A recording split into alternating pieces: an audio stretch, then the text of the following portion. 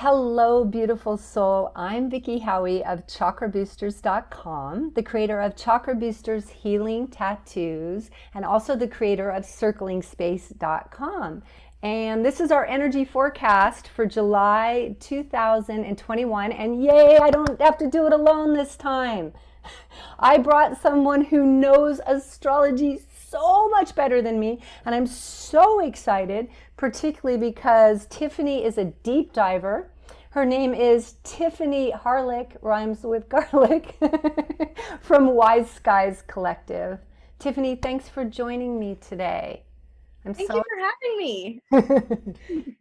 having me. so you're coming from Texas, right? I am, yes, I am. I'm in Cross Plains, Texas. I go back and forth between Cross Plains and Austin. And so you have a nice backyard view. Yeah, and it feels so fitting, I know, because I can't be outside right now. It's like frying here. And you are like, I always hear you talk about your gardening. So this feels absolutely perfect. Let me just tell everyone a little about you. Tiffany is the founder of Wise Skies Collective. That's at wiseskiescollective.com, and Spellbound Publishers, which means she's published a lot of spiritual books. She's an author, a psychic medium, and a really great astrologer and an avid gardener. She, like me, has a big background in yogic philosophy and loves it. And unlike me, she has a Russian heritage that infuses everything that she does, and she has her education is in health psychology, is a master's in health psychology. Yeah, and mine's in behavioral communication. So that's really interesting, our masters, how they kind of interlace a little bit. And what's really super exciting, as long as we're here, we might as well out ourselves. Tiffany has a Scorpio sun and moon, so we're always diving deep when we work with her. And she's got a Sag rising, so it's lots of fun. Yay. Yay, right? Yay, thank you for coming. Thank you, thank you. So we're going to share some things, you guys. Stay tuned because we're going to share. Tiffany has a special few on her calendar, which she was just sharing with me. It actually goes into your Google Calendar. It's an astrology calendar she created. It interacts with your iCal or your Google Calendar, whatever calendar you're using. And then you click on like the new moon and you get more information. Like it pops up in your calendar.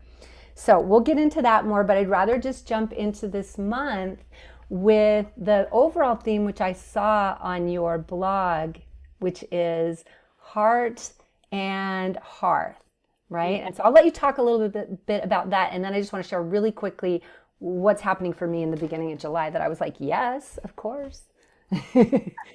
Yeah. Okay. So with the heart and the hearth, in July, right at the beginning of each month, we shift the numerology too. So one thing is that in June, it's been a 2, and in July, it goes into a 3, where we're in a more creative, communicative. Your background is going to be better at this than mine, right?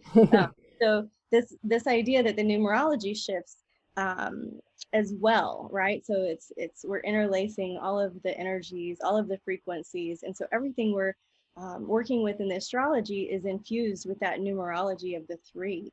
Mhm. The idea of this clearing for the heart and hearth as the theme comes from the new moon in Cancer. Uh, Mm-hmm.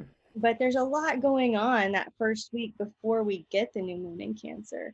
To back up a little bit, the way I approach astrology is much like a movie. So it's like the Mm. planet for the actors.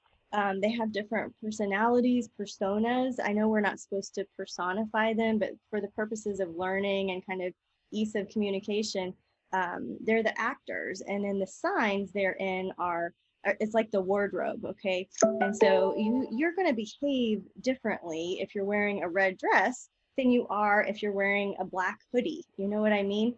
And your sister's going to behave differently depending on what they're wearing. So what planet is in what constellation has a lot to do with the flavor of clearing the heart and the hearth, your home, your altar space. And Uh, I don't know who said that, but I always personify the planets, and I find it to be very, very fun. I mean, I don't want to take anything away from that. People that watch me know I love Venus, and I talk about her as the feminine, as the goddess all the time, and Mars the warrior. And these are, I think, important energies. I'm glad that you're doing it this way, Tiffany. It's exciting.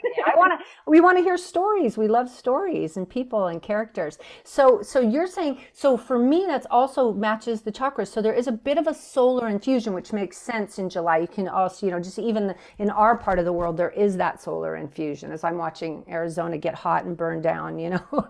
But then root and heart chakra would be the heart and the home, the heart and the hearth. And what I wanted to say was I'm actually traveling right over the week that goes from the 27th to the 4th of July. I'm traveling right at that time, and I'm literally looking where my heart wants to put my home. I'm looking for my next home. I'm literally going out looking for another state where I think I want to be, which I'm going to leave mysterious for right now, but it's a whole different ecosystem. And so when I saw your theme, I was like, perfect.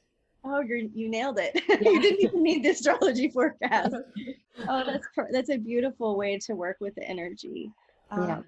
You know, that there's, in addition to that being the general theme, we can break it down week by week if you would like. Yeah, we can do that. I usually do it like at least 3 themes, and I go through the dates. What I'd love is you're just going to go through the dates, and then you'll also talk about the weeks as you do those dates, or? Yeah. Okay, cool. So the very first week of July, the very first day of July is a last quarter moon in Aries. So what does that tell you? It's the end of a phase and it's the beginning of a phase. You know, it's a last quarter moon in Aries, the sign of the fire starter, the initiator. And so I love having some Aries energy on the very first day of the month. Yeah, number one. I like to clean my house on the first day of the month. And I think it's just a nice way to set the tone and greet the energy coming in. But that very first day will also give you insight into how the rest of the month is going to play out. So you can know ahead of time, we're going to have some bookend energy. We're going to have some beginnings and endings. That first week is a little bit volatile. So just being really careful, because where we are in July, to back out with a bird's eye view, there are 3 main gong crashes I've been talking about for 2021. February 17th, and then again June 13th, and then again 14th, and probably 13th elsewhere in the world, maybe. Yeah. 13th through 15th, and then again in December 24th. And so in July, which we're talking about, we're still in that hangover, that reverb that's happening based on all of these crashes. And so in your area, you know, you're seeing massive heat. Right? And fires. I saw 2 driving from Sedona to Phoenix, and you're just watching things burn. So you're right. So the gong is from the square, the Uranus square Saturn, the second hit. And we're going to feel that for how long? Because that's still over 2 weeks later. You're like, I'm done with it already. Could you feel that? So how long is that gong, and does this Aries on the 1st, this quarter moon, does that make it bigger? Well, what makes it bigger is that Mars is opposing Saturn and therefore squaring Uranus. So you've got this Mars fire, irritability, restlessness, discontentedness, squaring this reverb, right? Okay. And so we're agitated. So of course the fires and the heat. Where I lived in Austin during February, we had snowpocalypse. We had people dying from being frozen. Snowpocalypse. Okay. You know, energy grid. Weird. So that was the cold version, and now we've hit like the heat gong. Okay, yeah. Or at least elsewhere in the world, maybe just the volatile gong. So what would be your light advice? Be aware of your own fieriness. Be aware of your own agitations. Take more breaths. and get out of your own way. You know, get out of your own way. What does that mean, though, Tiffany? Because when I say things like that, people go, "What do you mean by?" What does it mean to get out of your own way? Well, so you're noticing yourself if you're fiery, if you're irritable, if you're restless, if you're discontent. This brain set that ball rolling. So I'm going to take personal responsibility for all of those feelings. And that's how I get out of my own way. You know, that means that nothing is to blame. You know what I mean? Nothing is to blame. Remember that nothing is to blame at the beginning of the month, you guys, and that what's coming from inside you at any moment. Okay. Yeah, and sometimes things have to burn in order for seeds to germinate, right? And as in the case in forest fires. Yeah. So if something feels very much like the Tower card, or something feels very much like that bookend of a beginning and an ending, my advice is, if it comes, let it come. If it goes, let it go. If it stays, let it stay. And you're just riding the wave because we're in Cancer energy. So we want to follow that water, and just be aware of it, right? Okay. So there is some volatility going on the first week. So everybody be really careful on your 4th of July if you're having fun plans. If you're with the family in particular, because there's something about the gong goes off louder with the family. Right? What do they say? If you want to know if you're enlightened, spend a week with your family. Right? Mm-hmm. Right. All right. So that first week, the next most significant astrological event comes on the 9th, which is our moon in Cancer. And we always like to find the new moon as a beacon of hope, you know, even when the astrology is intense. You're asking, how long is that reverb? Well, the other reverb that we're having is Mercury coming out of retrograde. We have retro shade for 2 weeks. Okay. So by that new moon in Cancer, that's our moment to feel better. You know what I mean? That's our moment to make our wishes, set our intentions. Start anew, right? Because that's like I like to always give for the new moons some intentions, and I saw that you do that too in your blog. What are your suggestions for possible, if we're doing a ritual on the 9th, for how do we get out of that old energy and into this new Cancer energy? What are some suggestions? Some suggestions are, I like to use the elements. So being in Cancer, that's a water sign. I'm also a water baby. You know, I have a lot of water in my chart. So doing baths, infusing like essential oils, things that are liquidy, you know what I mean? So however you normally do your thing, do you write them out? Do you burn them? Do you wash them away? Right. And then I mean, also content-wise, what are some of the questions of intentions would be Cancer-oriented, like would it deal with home, safety, heart? The themes behind that would be more like nesting, making your house a home, you know, nesting, redecorating something in the house, moving the furniture in a new way so that you could have some different feng shui, some different energy flow, like Cancer water. Right.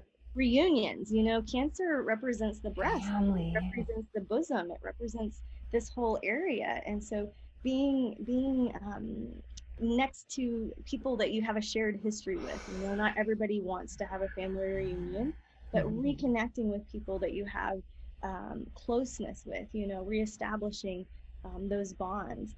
And so that new moon in Cancer is a great day to just shift your vibe at home, you know, change out the sheets, do a new throw pillow, do some paint a wall a different color.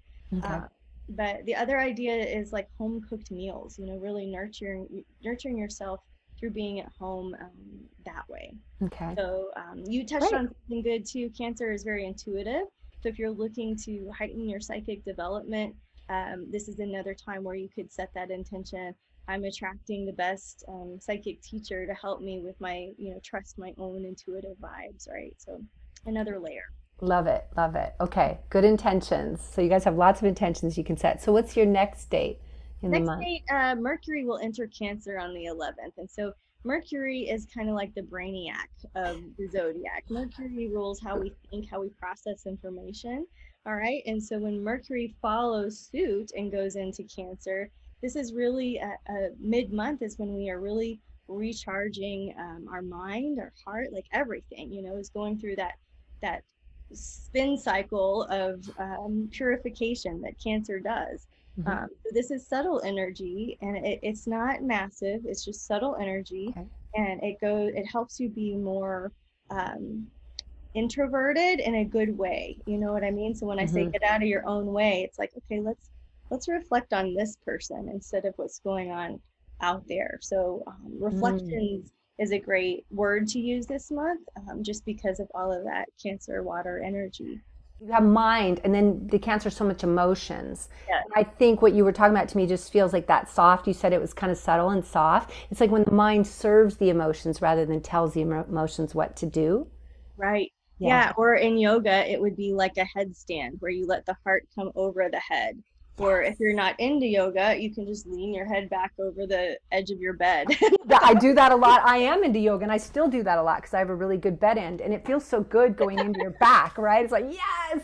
Okay. All right. So what's the next date after that one? One that I want you to circle, guys, because Mercury moved into Cancer, what that means, it's going to be in a trine or a triangle, which is a positive sacred geometry angle for with Jupiter, because Jupiter will then also be in a water sign. So Okay. Mercury Trine Jupiter, which Jupiter will be retrograde, and I want you to circle July 12th on your calendars.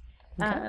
Now, astrology it can come in early, so it could be the 10th, 11th, but by the 12th, this is one of those beacon moments where I said, it feels good. It feels good. As you said, I got shivers in my legs. Like I wrote it, I drew the trine, and then I got shivers went down my legs. And then you said beacon moment right after that happened. So I was like, you're doing it. Yes, you're living the astrology. So there's 3 moments when Mercury trines Jupiter this year. So July 12th. We also have September 20th, October 3rd. Just kidding, there's 4. And November 1st. And what was the last one? November 1st. Okay. Wow. Okay. So it does it on October 30th and then turns around and does it right away again November 1st. So is this about, I know Jupiter is big and expansive and you just feel the growth of it, and Mercury is the thinking and the communication and all that. So is that, what's the translation of this? It's a really great time for all the things mercurial? Well, it in general, it's good news. Okay. Yeah. But Mercury rules the grade school, writing, thinking, PR strategies, languages, and Jupiter is more that big picture philosophy. Jupiter I refer to as my Jewish aunt in the sky. Jupiter knows somebody. Jupiter's going to help you out. Not going to let you leave until you finish your plate. Everything expands, even your belly. Right? Never thought of it that way. I love it. Yeah, Jupiter crossing your first house, definitely a time when we tend to gain weight. It expands. Jupiter crossing your 4th house, it'd be interesting to see if that's what yours is doing. Because when Jupiter crosses our 4th, we usually find a new home or make more space in our home. So Jupiter gives us insights there. Generally speaking, it's good news. And so Jupiter rules law, horses, philosophies, religions, gurus, right?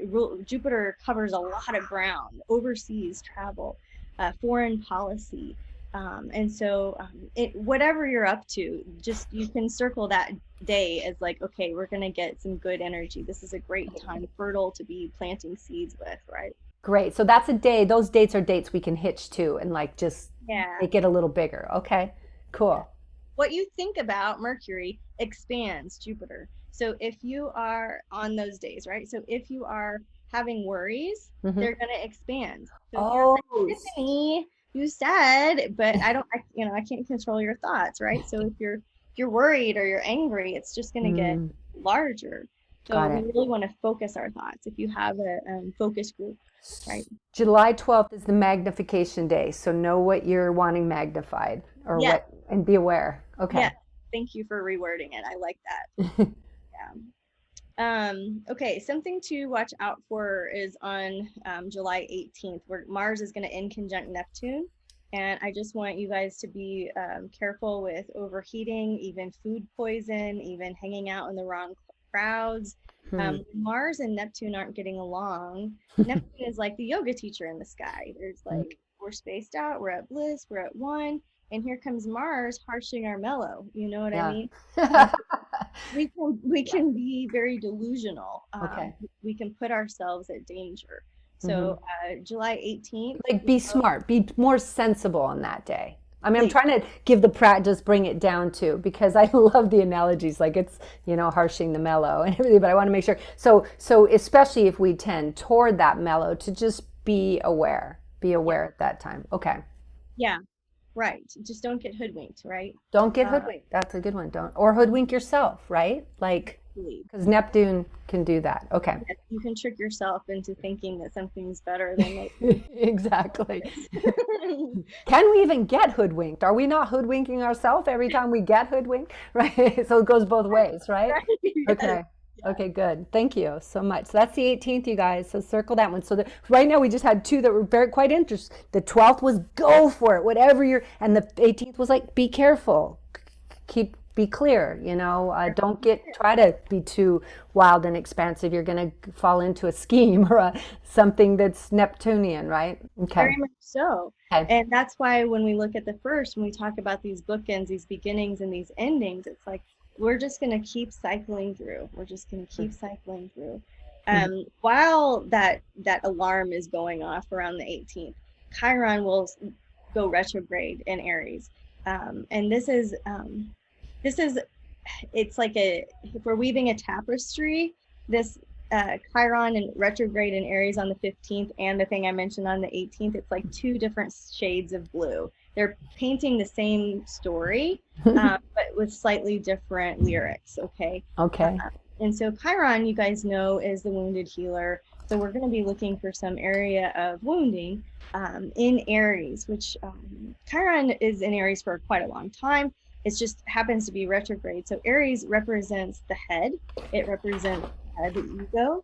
And so I would expect to see a lot of people in the collective conscious to be having a dark night of the ego around this point.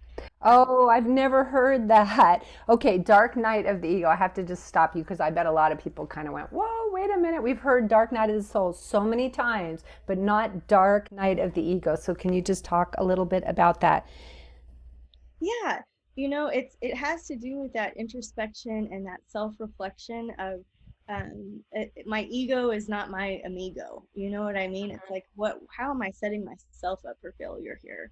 Am I being self-righteous? Am I being reliant? Am I being self-seeking? Am I being self-centered? Aries is self, right? Right. So kind of the ego would be dissolving all of those needs of the self, the need to be right, the need to be heard, the need to be seen. And what are we dissolving that into? Chiron, to be of service, to be helpful to somebody else, to remember that our primary purpose isn't about being seen, heard, or understood.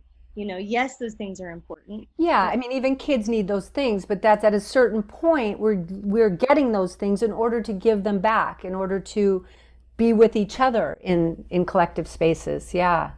Okay. Yeah. And so it's a shift. That dark night of the ego is a shift from what do I need versus how can I serve my community and my collective, or the collective, I should say. So during that time, how do you break it down? You look at all of your communications, your emails, your texts, and take out I, me, my. Nope. You know, that's a simple fix, right? It's a simple. Oh, well, I do have a cry. We'll say I have found in my collective, because we need more root, that we tend to be the opposite spiritual bypassing. So I'm a little bit like, you know, if you know that you tend that way already to delete yourself, then don't delete the I, me, my. But if you know you have a tendency to be that, to move anywhere toward that fiery, selfish solar plexus, if you're living out of your solar plexus chakra instead of your heart, then do that. I find that people come from such different places that I'm feeling a protective urge right now coming up over my very spiritual tribe that can have a tendency that some of them, like me, are at times learning to use the I, me, my. You know, and what would someone like that do right now? If, let's say, you're actually weak at using the I, me, my, what does the dark night of the ego look like for those people? So those people are in perhaps in a codependent side as opposed to an independent side. Right. It's not a judgment at all. We all go on both sides of the spectrum. Yeah, we all do. Yeah. And so if you're having a hard time using I, me, my, what could you do? What could you do differently? You could remember the 4 agreements and just not take anything personally. You know what I mean? Yeah. Like that's how I would dissolve that sense of ego. But everybody's astrology is different. Everybody's we're on different steps on the same path. We're all walking each other home. And so I like to also say, if it doesn't resonate with you, that's okay. You know? Yeah, that's the overall, right? If it doesn't resonate, or even if you want to, like I want to tell people, if you want to flip it upside down, you know, because so much chakra works up, and so much on my channel we work to go down because so many people are already up, right? So yeah, I love that you said that. So just whatever works, but there's going to be something I'm hearing. And what's the date again? So Chiron will retrograde July 15th. Right. Okay. So we're looking at this Chiron, this healing of this too much ego, or not enough maybe, but the Aries energy, a healing around Aries energy. Yeah. Okay. Let's see. A date to be careful with your finances, because we're in the market. Okay. This is going to be The week of July 19th through 25th, what's happening is Venus will move into Virgo on the 21st, and therefore will oppose Jupiter. And that's not the best time to be spending money. That's the time when I used to make this really bad joke and the universe got me. It was like, this is when your kid all of a sudden is at the dentist office and needs braces. And that was really funny when it was everybody else. But then it happened. What happened to you after you'd said it like a dozen times? I was like, okay, That's so great. So it's the big expenditure or the practical expenditure? Like, and would you go ahead and do that then or not? Like, I would be very conservative. Okay. And I would be prepared to spend more than you think. And I would be prepared to have to dip into some savings. I would prepare for unexpected expenses. But ones that were needed versus flowery ones, like the Venus, I could see being like, I want this feels good, this, but you're saying not that, Yeah, right, because Venus is moving into Virgo, so that's more practical. That's more, I gotta have this thing.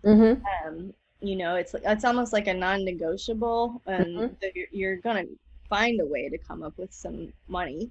But it's just something to be aware of, because if I know that's coming, I'm not going to go out and buy a new car right before that. I'm going to be frugal and conservative. Okay, so you're not so much saying don't spend, because there may be some really important Virgo and type expenses coming at that time. You're saying be smart, maybe even a little before all that, because you might be confronted at that time with some practical expenses. Awesome. I love it. Thank you. Yeah.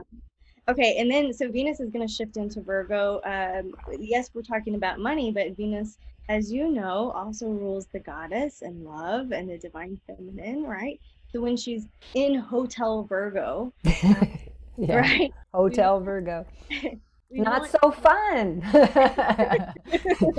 It's just different. It's like you can really start to reparent yourself and to repattern some of your love languages that maybe you've been too critical with yourself or with others. Venus in Virgo, people that natively have Venus in Virgo, they are, sometimes there's eating disorders, because they're hypercritical about their appearance. Sometimes they're like the models, like they're super beautiful. Sometimes, like it can manifest in an extreme in either way. So we just want to find the middle of the road of what's it like to, Venus in Virgo has to, the picture frame isn't just right. Like Venus in Virgo has that. Does it lead to perfectionism in relationships? Thanks. Like, I think of that word. Yes, that's what I'm like I was thinking that might be kind of, and is a Virgo, I'm curious, and maybe it's both ways, but would a Virgo in relationships, so because Venus is relationship, would a Virgo in relationship or while Venus is in Virgo, would we be more perfectionistic with our relationships? And if so, would it be more on ourselves or more over at our partner typically? So both, and because usually they're so critical on themselves that it comes out at you. Like, got it. Oh, perfect. Such a good answer. Got it. Okay. Just leave it at that. That's great. Leave it there. That's perfect. That was the greatest answer. Well, okay. So right after that, the sun will move into Leo. So the sun will have had all of our Cancerian time. The sun will move into the sign it likes to be in the most. Yes, it does. The lion, the fire. Yes, and happy birthday to all the Cancers and Leos, right? Making sure we honor their birth. But the sun in Leo exudes confidence and strength, right? This is a time when you want to take the mic, when you want to represent yourself, when you want to illuminate and shine and be a leader. So again, we're shifting from that dark night of the ego where it's not like this. It's not about, because there's a lot of heart, right? There's a lot of heart in Leo. It's got this also sweetness to it. There's a loyalty and a heart. And so this is for service, right? This is, I'm going to shine and it feels good, but I'm shining for something bigger. Right. I remembered that my primary purpose was to be helpful. Yeah. I had that moment of memory that it's like, oh yeah, we're going to, if I shine, we all shine, right? Like that kind of vibe. That song, Every Woman, you know what I mean? Yeah, that feels good. That feels really good. It feels kind of full circle from what you were saying with the dark side night of the ego. So now this is the coming out of that. Like, It's okay. a nice wave. It's like a nice, yes, closure of that. And speaking of closure, the next most significant astrological event is going to be the full moon, which happens to be in Aquarius, right? Aquarius. And it's in 1 degree of Aquarius. So Oh, is this like another little kickstart of the age of Aquarius? Is this another little boom along the way? oh, Because it look feels at like it like we that. get Yeah, so much sure. of that kickstart in Aquarius energy. And so what's a way that you can use the moon personally? We Hmm. talk about broad topics, but to use it personally, because it's in 1 degree of Aquarius, that's going to show you wherever 1 degree of Aquarius is in your birth chart, that's going to show you where you need to find some closure. All Okay, right. So if birth charts are new to us, I could do another little mini workshop on that. But that'd be great. essentially, that for those who are familiar with the language of astrology, look for 1 Aquarius, and that house will tell you where to find some closure. Does Mm. 1 degree of Aquarius fall in your 7th house of relationship? Does it fall in your 10th house of career? Does it fall in your 2nd house of money? You know what Hmm. I mean? But Aquarius, for as brilliant and Einstein, and I like to think of it as Belle's dad in Beauty and the Beast, like that Yeah. he's just that crazy inventor, Hmm. on the side of the hill, very Einstein, Aquarian energy, beautiful and eclectic and futuristic. For as good as we can talk about Aquarius, usually the full moon will bring out the challenging side of the sign. And the Right. challenging side of Aquarius is the crazy maker. Mm. Aquarius is fixed energy. You can't change their mind. They're an air sign, right? And I'm a fixed water sign, so I say that with all the love and I have loved my Aquarius friends. Yeah. It's not about that. It's just ending the crazy train at some area of your life, right? So Okay. that's what I would say. And so, what would we? I like to say celebrate or let go are a lot of things that I like to do on the full moon. What kind of things are we celebrating? Are we letting go of our crazy? Is that what you mean? Like, are we being careful about noticing where we're totally fixed, especially in our crazy thoughts, especially in our Right. wild, out there thoughts, or our that we're intransient, that we just won't change with those? Right. Like, or like it can be light. It doesn't have to be so, like, it could be Yeah. like, I go to this restaurant and I get the same thing every time. Or I go out of my driveway and I always turn right. Well, maybe we're going to change it up a little. Okay. Something else. The idea of this endings, Aquarius represents the collective and the group consciousness, right? Yeah. So you could find yourself in some groups that are no longer serving you. You might want to find Mm. some groups that are either more like-minded or not, or challenge you. But the idea of the collective consciousness is represented by Aquarius, and so whatever isn't evolving is dissolving, and that's okay. You know what I mean? Sounds really good. As soon as you said that, like when I got chills in my legs before that time, I got like a big opening in my heart as you said that. And it was like, yes, to look at your actual collective, your actual groups that you're with, and is there something that doesn't fit anymore? Because it tends to be completions with the full moon. So, and which always creates a new beginning, right? Then who am I wanting to be with? Who is my new family group? Whatever. Yeah, Exactly. that feels good.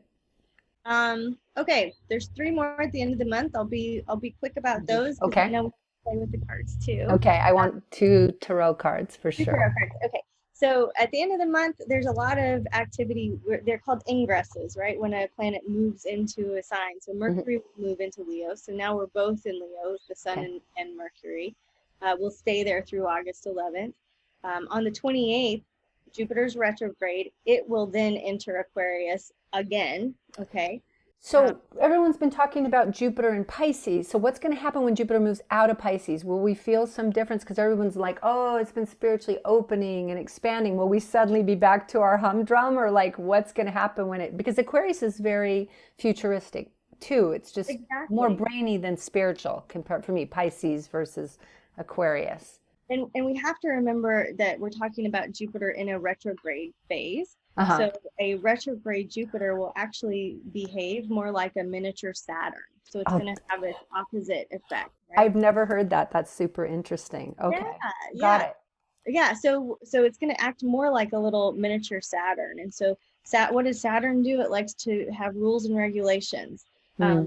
What does Aquarius rule? it actually rules airborne illnesses. All right, so maybe we'll see some Interesting. changes in regulations, you know, with like whenever we get the CDC stuff, the mask on, the mask off, vaccine, don't vaccine, you know, whatever it is, there's going to be some changes.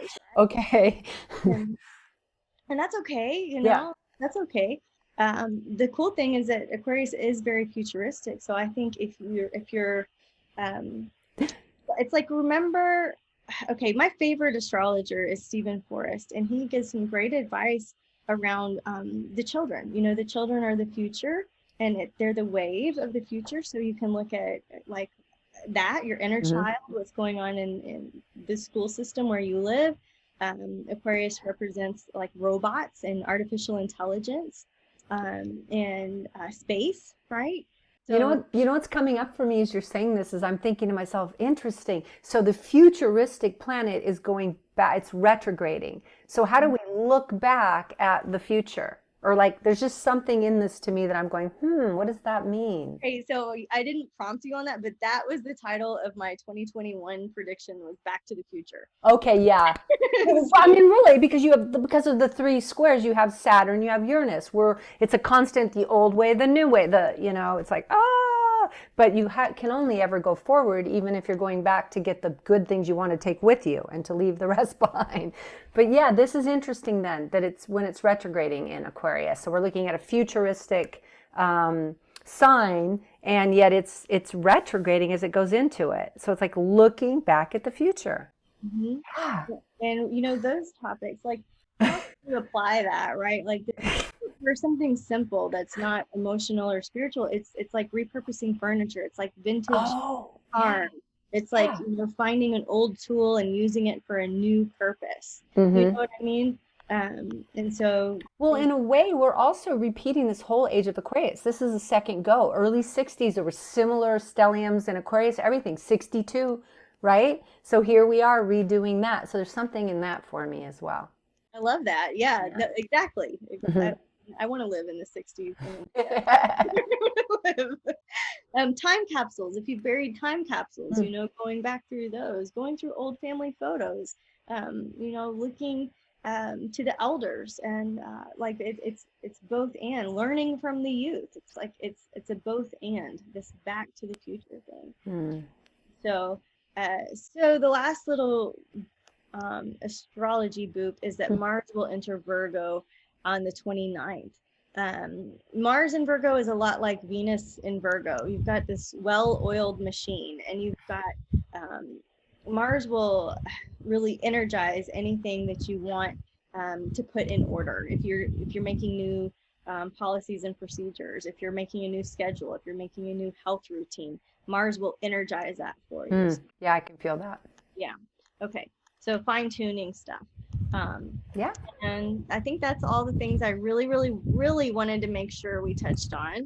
So let's do. Thank you. And now everyone knows I usually do 2 goddess cards. Tiffany's going to do 2 tarot cards because she's an amazing oracle reader of tarot. Chris, I don't know what he said. I have no idea. That's why I was just trying to go around it. I said oracle reader because I was like, of tarot, I said. So. All right, so let's just see. Tarot test. We get to create our own words if we want. I'm clearing the energy here. Just taking a deep breath in. Maybe some of you want to inhale with me. Exhaling through the nose. I'm just beginning to connect in with spirit. I'm just asking what kind of guidance your audience really needs to hear. Some practical information that gives them confidence and clarity as they walk through the first half of July.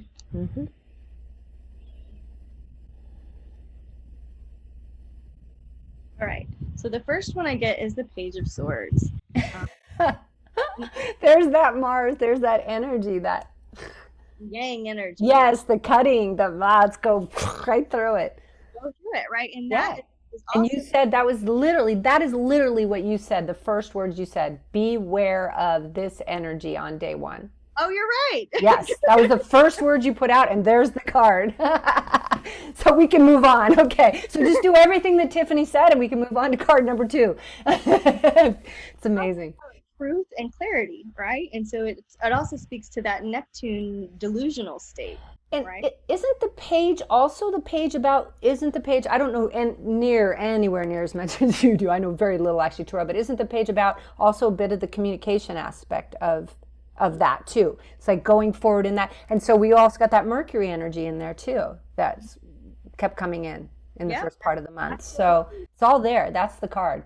Okay, It all right. matches what you said. Sometimes it almost contradicts what we say and it gives me another way of looking at it. That one absolutely matches everything you said. So, whew. But it's really nice when it contradicts because it gives us another angle too, as well. You know, like it brings in a new energy. But that one's literally saying everything you said, just we'll go with that. All right, and so then let's just center in, just feeling into our bellies, trying to drop down into the low belly and just expand the heart three-dimensionally, just connecting as a community.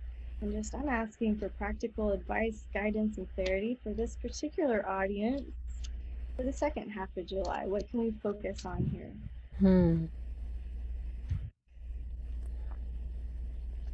So hard for me to just pull one. All right. So this is the Three of Swords, and it is the card of broken hearts. Now, we're not going to predict brokenheartedness for anybody. I'm going to look at this as symbolizing that full moon in Aquarius. Like, where have you been breaking your own heart over and over? And where has the crazy train repeated itself? And when do you want to get off? And and giving yourself the grace that you never have to get off, you know? When we get into these addictive cycles that are hurtful to us, we're not done until we're done. It doesn't matter how much logical information you throw. It doesn't matter how much money you spend on counseling. You're not done until you're done. And you have to be in it until you're done with it. Going away from it isn't going to make you done with it. It'll just show up somewhere else, right? You know, you're making me think of this thing that you were talking about, the Virgo energy, actually when it gets perfectionistic in relationship, because 3 is the relationship, swords is kind of the, you know, the action and also the cutting action, like, and cutting for good and cutting for bad. There's like, you know, and I'm just right away, I'm going, for some reason, I'm going back to what you said with that Virgo energy in relationship and watching the Venus Virgo thing. Because 3 is the relational, is it not? You know, because I look at it more like not the specificity of each card, but I look at the suit. Swords is like, it's like the solar plexus. It's like the cutting. It's like the action. It's moving forward. It's action. It's the fire of Mars. And then I look at the numbers. Right, and 3 is the relational number, right? The and the Holy Trinity kind of thing. And so I just immediately went back to what you said with Virgo. I just went, yeah, that's like underlining that thing of, like you just, and I'm underlining what you just said too. Just be kind to self, be kind to other, don't be cutting. Being honest requires that you stand up for yourself, not against the other person. You know, that would be another way to look at it. Right? Yeah, so there's a cutting. I just, you know what I just saw was the big old sword like cutting fruit, right? You can like, you know, but you know, there's just something to it. You can use a sword, you can injure with a sword, or you can literally have utility and cut with clarity and even eat from a knife, you know, or a sword. Yeah. And so that's what I'm feeling into is like, don't get rid of your solar plexus. Don't get rid of your power. Don't get rid of, like you just said, if something might need to be spoken, but do it in a way that takes responsibility, in a way that has utility and isn't, like utility is the word that's coming up, like kind utility. Because I was thinking food, nourishment, in that. Sometimes, you know, the swords are that mental realm, and sometimes you have to say hard things. Sometimes you have to have uncomfortable conversations, but just know that sun is going to be in Leo, and that the heart, you know, the heart will be there in it for you. And it's okay to let other people have an uncomfortable human moment. You can't manage their reactions, you know. Oh, wait a minute. Say that one more time. That's a quotable. I'm getting a t-shirt. It's okay to allow others to have an uncomfortable human moment. That's such a nice statement. Yeah, because you can't manage that for them. You can be as kind as you're going to be and as clear as you're going to be, but it might be super uncomfortable for them, and that's okay, you know. And you didn't cause it, right? Yeah. You can't cure it, right? Like it's their moment that they're having. And you can witness it and still be kind to your inner child and yourself, that one that needs you to stand up for them. Mm, mm. Oh gosh, Tiffany, thank you so much. This has been so much fun. Yeah, you'll notice I bring the chakras in all the time because, like, I think of swords as solar plexus, which is thinking. It's the thinking, but it's also the action and the fire as well too. So I tend to do that. I tend to lay my chakra thing over on top of everything. Um, Thank you so much. And where do you want to lead us again? Where can everyone find you? Can you just repeat where we can find you? And hopefully we can find you here again as well too. Guys, thank you for being with us for this. This is our first time ever. This is actually our first time meeting officially this way in person, so to speak, online. So thank you for allowing us to go maybe a little bit longer. And as we move forward, we could do this in a more condensed way if you'll be patient with us through the process. Totally. I loved it. Thank you for having me. My company is Wise Skies Collective, so you can go to wiseskiescollective.com. And if you'd like to try out the digital calendar, there's the code Chakra5 for anybody, for your audience. If you'd like to, and I'll leave it below, you guys, for $5 off the calendar that I told you about. And this calendar, remember what's cool about it is that it goes right into your calendar. So it's included with all. So isn't that great? Instead of having just to-dos, you have like, oh, new moon. Oh, Jupiter is trine with, Mercury or whatever. So it's you don't have just to-dos in your calendar, which is just a good start from us moving away from that always masculine energy.